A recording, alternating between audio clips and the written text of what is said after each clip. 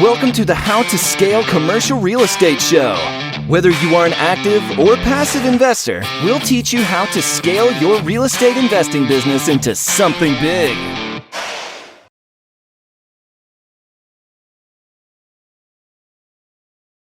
So, Donato, hey, welcome to the show.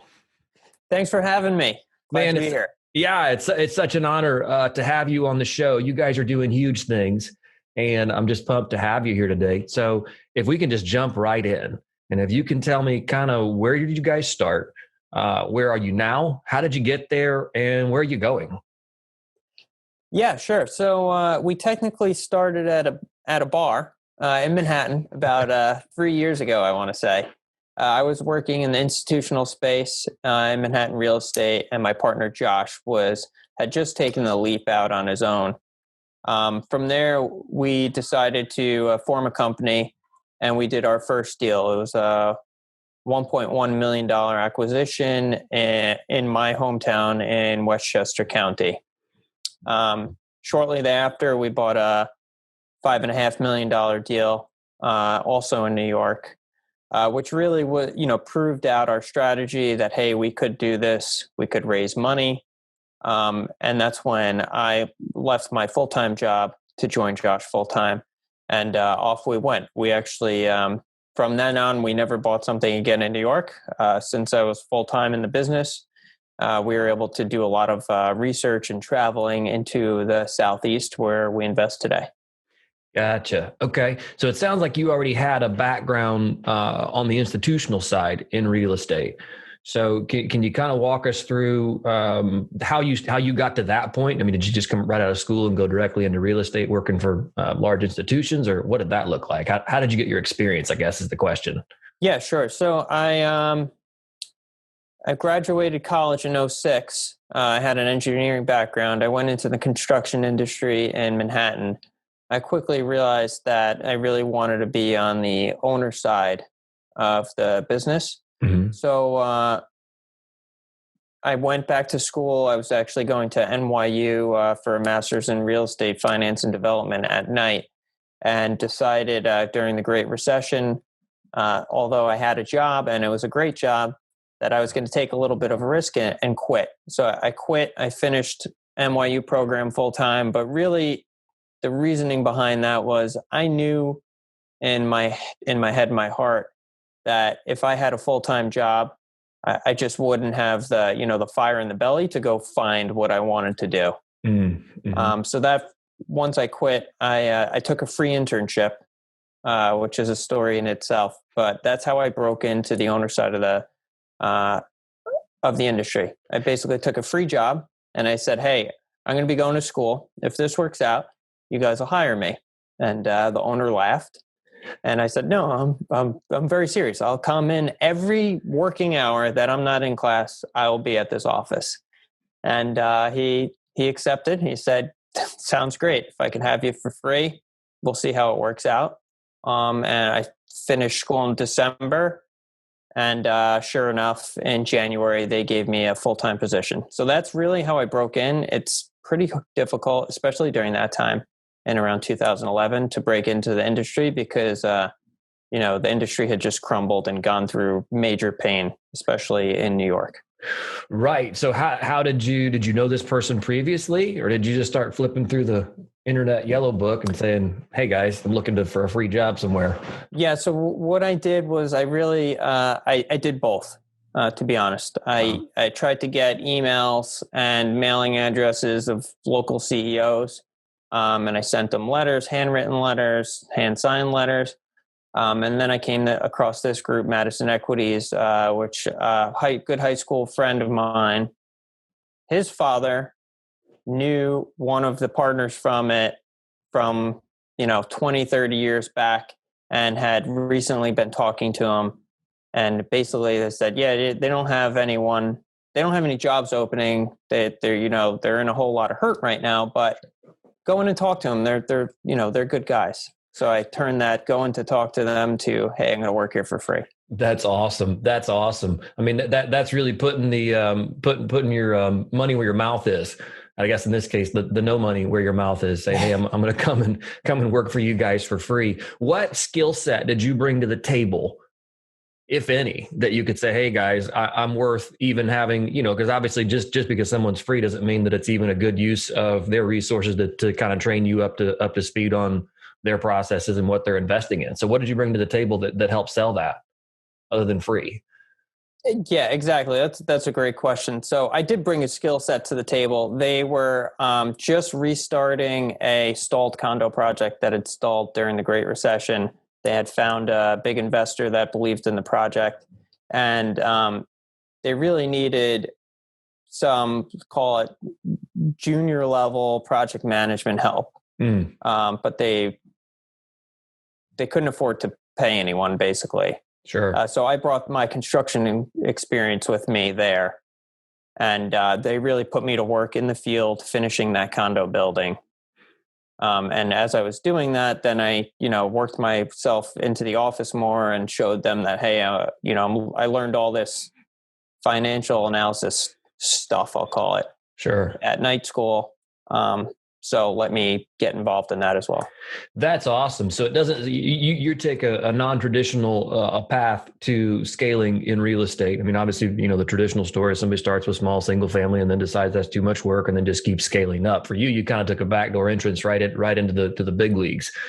So what are you guys, I know you said you guys have done, the millions of dollars that you've done in projects, but what is the asset class you're investing in now? So we are focused on multifamily assets, value add, mostly in the Southeast. Really, we're in North Carolina, South Carolina, and Georgia right now. Gotcha. And what would you say are some of the key lessons, I guess, from learning, from your previous job? I think it was Madison. What was the name of that company? Madison Equities. Madison Equity, right? Yep. Right. So the things you learned from them, like what are some key lessons along the way that you said finally gave you the courage to just step out and say, hey, look, we're going big and we're doing this on our own? Yeah. So I saw with Madison Equities that it was a family office, and in order to stay alive, they had to take risks, right? And I saw that the risks that they were taking on a small project versus a larger project were basically the same.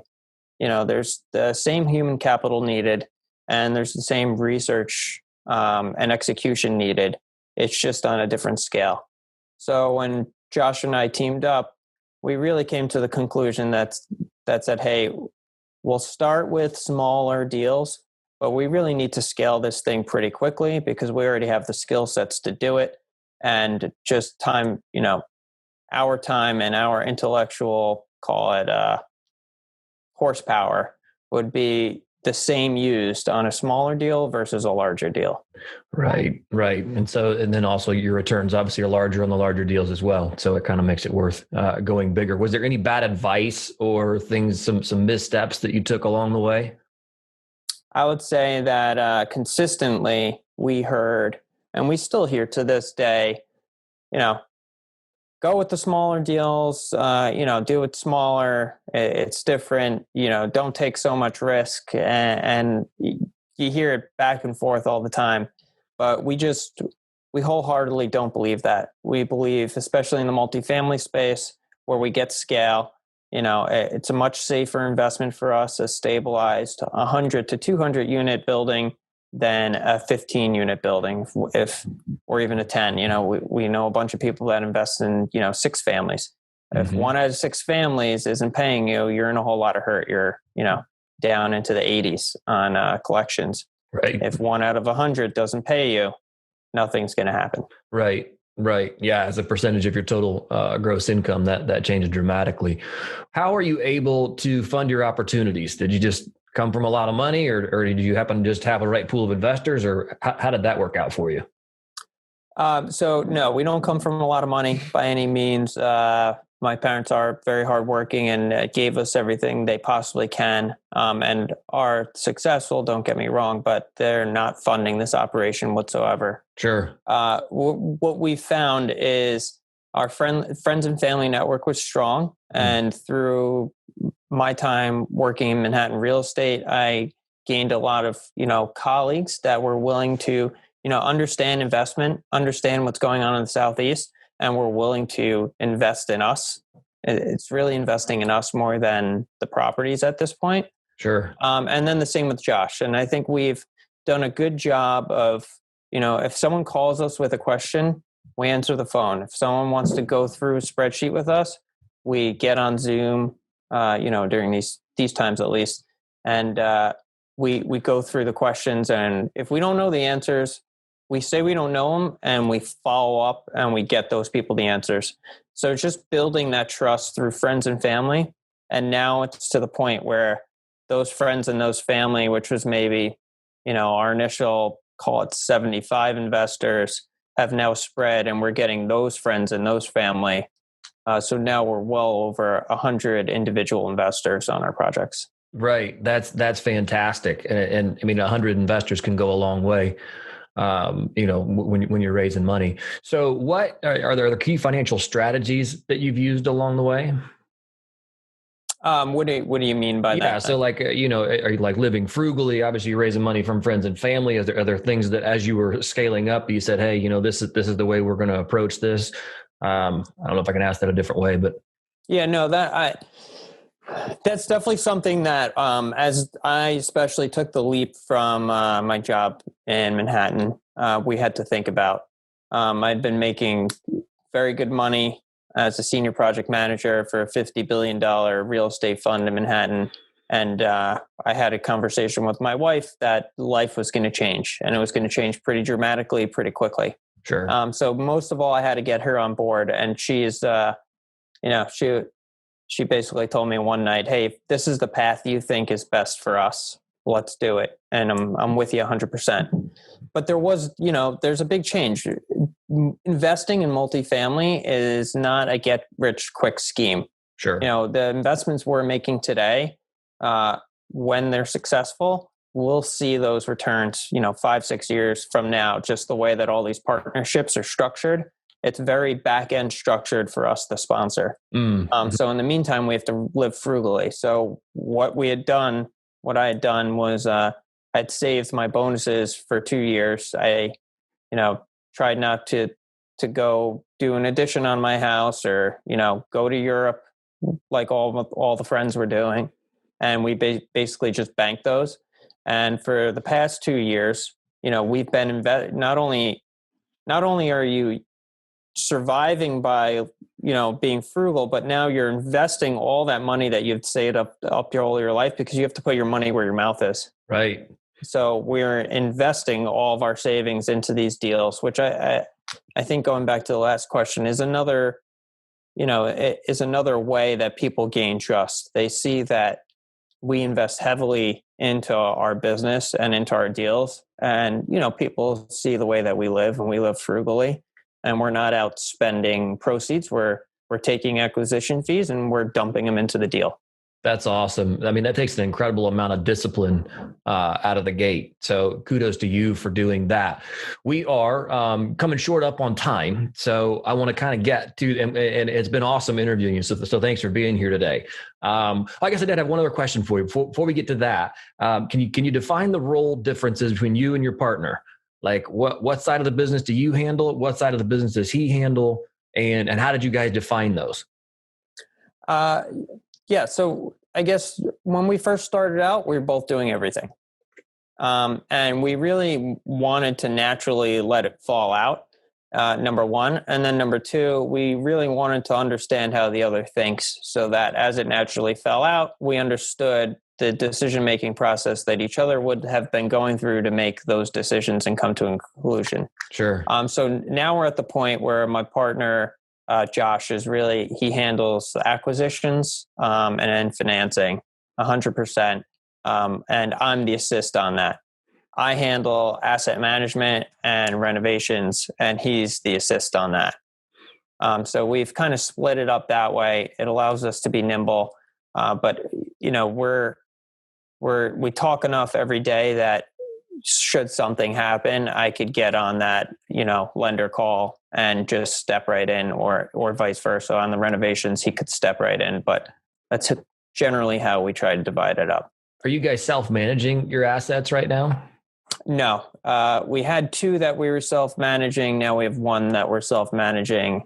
but it's just circumstantial. We like using large third-party managers because we just don't have enough scale in the places we're investing in. Gotcha. I was going to say, if you're self-managing and it's a 2-person, maybe 3-person team, then you're really, you must be really efficient if that's the case. Okay. On to the final 4, investing in bigger assets. If you were to distill everything that you know and could only give one piece of advice to an inspiring investor, what would you tell them? Strive for something that you don't think you could do. Go for a project that you really, really believe in, but is out of your comfort zone. That's awesome. Investing in yourself. What's one thing you do to stay on top of your game? Read. I always have a list of books on the front page of my phone. Mm-hmm. It's not a to-do list. It's a list of books that I need to read. And those are from, podcast friends and family that are, keying me in on new stuff. Sure. That's awesome. Investing in the world. What's one thing you're doing right now to make the world a better place? So my family actually runs a charity called Special Kids of New York, specialkidsofnewyork.org. I'm going to plug myself here. Please. My parents started it about 25 years ago now. I'm a board member. My wife's a board member, and we do everything we can to give back to children in New York. That's awesome. What is the focus of Special Kids? Since we're talking about it, I'd love to hear more. Yeah, it's for anyone under the age of 18 in New York State that needs assistance. And most of that assistance that we give comes in form of medical bills or medical equipment that is not covered by insurance, in which case parents can't help. But we also do things like Christmas present drives, where we go to local children's hospitals and we literally buy presents for, all the children. We buy clothes for them and things of that nature. So it's not just medical equipment. We're willing to help in any way possible. Wow, that sounds super rewarding. Lastly, how can people learn more about you and get in touch with you? We love speaking to new people. www.dxcproperties.com. Both of our contact info is literally on our website, and we're constantly, connecting with new people, speaking with new people. And in fact, I've had a bunch of people over the last couple of years that just want advice on certain things, and we've done that too because, you got to give back. That's awesome. Donato, thank you so much for your time today. It's been a pleasure interviewing you, and look forward to connecting here in the future. Great. Thanks for having me. Thank you.